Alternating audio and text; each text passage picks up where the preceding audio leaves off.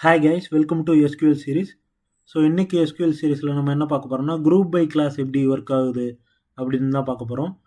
So group பைனா என்னென்னா, நம்மக்கிட்ட இருக்கிற ரோஸை குரூப் பண்ணி அதில் அக்ரிகேட் ஃபங்க்ஷன்ஸ் எப்படி அப்ளை பண்ணுறது அப்படிங்கிறதான் பார்க்க போகிறோம்.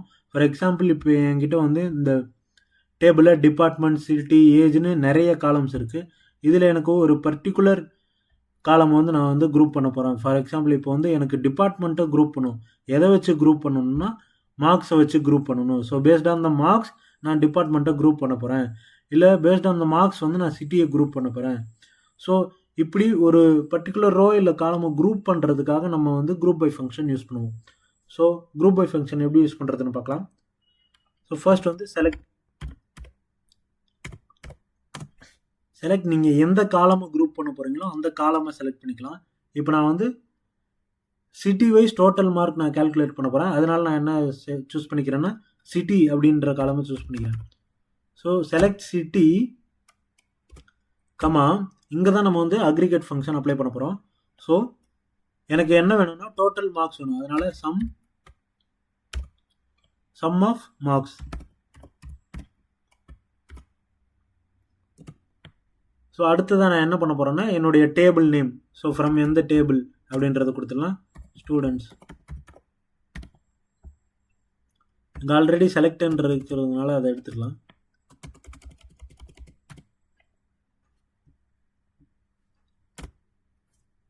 அடுத்ததான் group by. So group by எந்த காலமும் நம்ம வந்து குரூப் பண்ண போகிறோமோ அந்த காலமோட நேமை கொடுத்துடலாம். ஸோ நான் வந்து சிட்டி வைஸ் நான் வந்து குரூப் பண்ண போகிறேன். ஸோ இப்போ நம்ம என்ன பண்ணியிருக்கோம்னா, ஃபர்ஸ்ட் ஸ்டெப்பில் எந்த காலமை வந்து நம்ம குரூப் பண்ண போகிறோமோ, எந்த காலமுக்கு ஒரு அக்ரிகேட் ஃபங்க்ஷன் அப்ளை பண்ண போகிறோமோ அந்த 2 காலமையும் கொடுத்துட்டோம். ஸோ அடுத்ததான் எந்த டேபிளில் இருந்து அப்படிங்கிறத சூஸ் பண்ணிட்டோம். ஸோ அடுத்ததாக வந்து எந்த காலமை நம்ம குரூப் பை பண்ணணும் அப்படின்றத கொடுத்துட்டோம். ஸோ இப்போ நம்மளுக்கு அவுட்புட் பார்க்கலாம் என்ன இருக்குன்னு. ஸோ இங்கே வந்து பார்த்தீங்கன்னா எனக்கு சிட்டி வைஸ் டோட்டல் மார்க்ஸ் வந்துருச்சு. ஸோ நம்ம அக்ரிகேட் ஃபங்க்ஷன்ஸில் என்ன பண்ணுவோம்னா, மேத்தமெட்டிக்கல் கால்குலேஷன் மட்டும் பண்ணுவோம். ஃபார் எக்ஸாம்பிள், இங்கே சம் ஆஃப் மார்க்ஸ் இருக்குன்னா நான் வந்து ஒரு பர்டிகுலர் காலமோட சம்மை மட்டும் நான் கால்குலேட் பண்ணியிருப்பேன். இதுதான் வந்து அக்ரிகேட் ஃபங்க்ஷனில் நம்ம பண்ணியிருப்போம். ஆனால் நம்ம குரூப் வையில் என்ன பண்ணுறோம்னா, அந்த அக்ரிகேட் ஃபங்க்ஷன்ஸை யூஸ் பண்ணி எப்படி ஒரு காலமை நம்ம குரூப் பண்ணுறோம், ஒரு பர்டிகுலர் ரோ இல்லை காலமை மட்டும் குரூப் பண்ணுறோம் அப்படின்றத நம்ம பார்க்குறோம். ஸோ இப்போ அடுத்ததான் வந்து எனக்கு என்ன வேணும்னா, எனக்கு வந்து டிபார்ட்மெண்ட் வைஸ் மார்க்ஸ் வேணும், இல்லை டிபார்ட்மெண்ட் வைஸ் ஆவரேஜ் மார்க்ஸ் வேணும் அப்படின்னா நான் வந்து இங்கே